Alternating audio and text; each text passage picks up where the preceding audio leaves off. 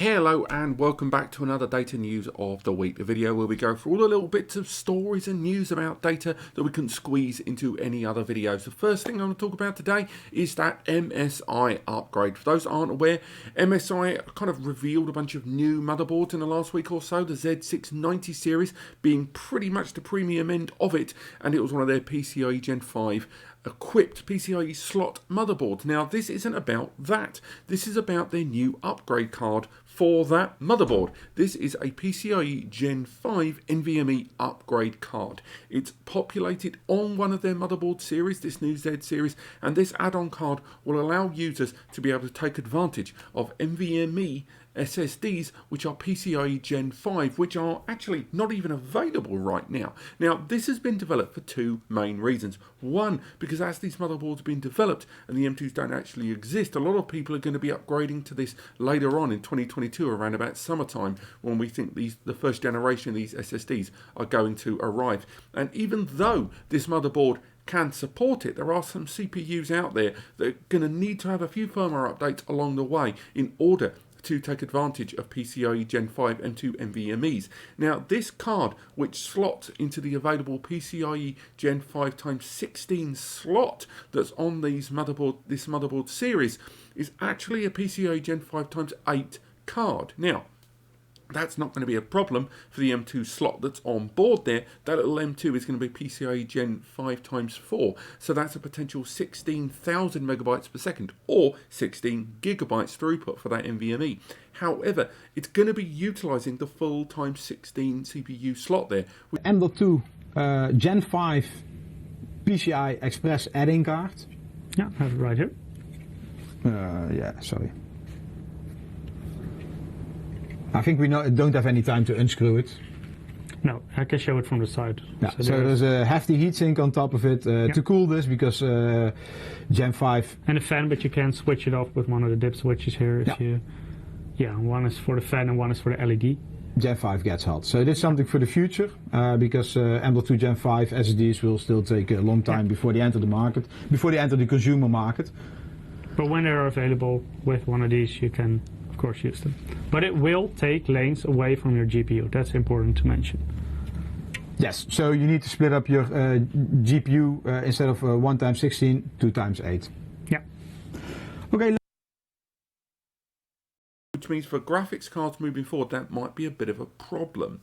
Now, again, this is kind of a short-term solution, in my opinion, to allow these relatively soon to arrive motherboards to be able to take advantage of these SSDs down the line, but it's by no means a perfect solution, and maybe 12-18 months down the line we're going to see a better fitting solution for these next generation super fast and incredible SSDs that are going to be coming very, very soon. But still, nonetheless, with CPUs hitting slight compatibility barriers there, like the Alder Lake series, this is a nice way to get around that for those of you that are speccing up for a PC build now that want to take advantage of these NVMEs later. Next up, a couple of QNAP releases there, and again we've been drip fed a lot more information from international sources about that 64 series, and now indeed not just the 64 but the 62 series, but it comes with a bit of sting at the end there. This is the TS-264C and the TS-262C. These are two new 2-bays from QNAP.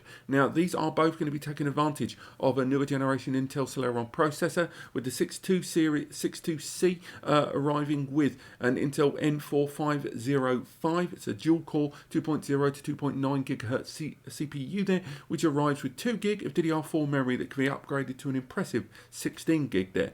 The quad-core one, the 64C NAS there, is going to arrive with that familiar N5105 CPU that we talked about previously, or one of the many CPU refreshes that happen because of the pandemic. Again, a 2.0 to 2.9 GHz quad-core processor, and it arrives with 4 GB of memory that can be upgraded to an impressive 16 GB of DDR4 memory. Now, both of these 2-bays are kind of quite cutting edge for what you're getting there. The dual-core system there, it's going to arrive with 2.5 gigabit Ethernet port there on the rear. It's going to have USB 3.2 Gen 2 ports on there, 2 of them, both A, so again a couple of 10 gigabits per second connections. HDMI there at 2.0, so 4K at 60 frames per second, all included as well.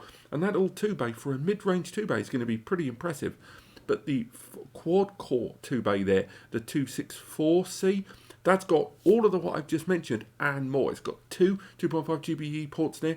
It also has M2 slots inside, two M2 slots internally, which are PCIe Gen 3 x 1. So again, not the full 3 x 4, but still 1,000 megabytes per second throughput on each of those lanes. And again, these two, as good as they sound, get ready for the sting in their tail. It's looking almost certain that they are China-only releases. That's right. After a lot of back and forth and trying to work it out, it does look increasingly like the C on the end of those model numbers is almost certainly confirmed China only as a release on this. Again, indeed, all the information that we talked about so far comes from QNAP's own Chinese official pages where this product is already listed and nowhere else from what I can see in the world. So again, as good as these might sound, as great little next-gen 2 bays, it's looking like the bulk of the world won't get to enjoy them.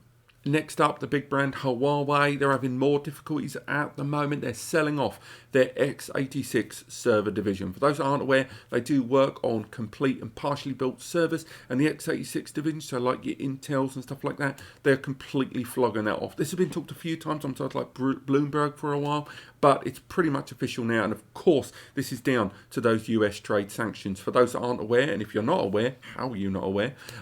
There have been ruckus and problems ever since 2018 when it came to light. They were accused of having links to the Chinese Secret Service and state secret service, and with monitoring and security implications that linked to that. America posed trade sanctions on Huawei products, and it's one of the main ways in which, if you get like a current generation Huawei phone in the UK, you notice that a lot of the applications are not there, and a lot of that is to do with these sanctions. Now, how this has affected the server division? Well, one of the main ways it's affected it is they can't partner with big brands like Intel to collaborate with them and make these server devices, because Intel won't work with them because of these sanctions. And this has got increasingly worse and worse and worse. And we've already seen Huawei kind of ship off certain areas of its business. And they're consortium owned, of course. They were purchased a few years ago. But still, nonetheless, this is just another big blow for that company. And although they're keeping other areas of their server divisions in development, this is a big, big hit, and one that, when it's up for sale, and I think it has already got some buyers in mind. Some of them may even be US-based, but again, it's not really based on anything there from what you can see. It'll end up being another consortium purchase. But still, nonetheless, we're seeing real topsy-turvy stuff from Huawei as a brand. And however much legitimacy there is in any of these links and security implications, still nonetheless, it's horrible to see big giant names in the tech industry slowly get taken apart. It's real sad to see. And last one for you, those of you out there that enjoy watching TV on your sofa with your Amazon Fire Stick with your remote, if you were one of the first adopters to that, back, I believe, in 2014-15, when these devices first came to market with Fire TV or Fire Stick, and it's changed names and branding over the years, the first generation, and indeed the generation after that, a little, firmware updates are going to cease. Now, by cease, that is Amazon saying they are not committed to issuing firmware updates, but they've been pretty firm on this. Now, a few websites out there have been looking into this, and it looks like, although the last few generations, since about 2018 and late 2017, all still have commitments to firmware updates till 22, 23 and 2025 and 6, the first generation is now out of that bubble. Now, why should you care? It's still playing all the media, you've got access to the apps. Shut up, Rob, and go home. However, bear in mind that means that your device is now no longer guaranteed to get firmware updates for security flaws and security patches. Now, you might again be thinking, who cares? It's only a TV stick. I don't care. Listen, that device is always internet connected. If you don't have the internet connection, the device will not run.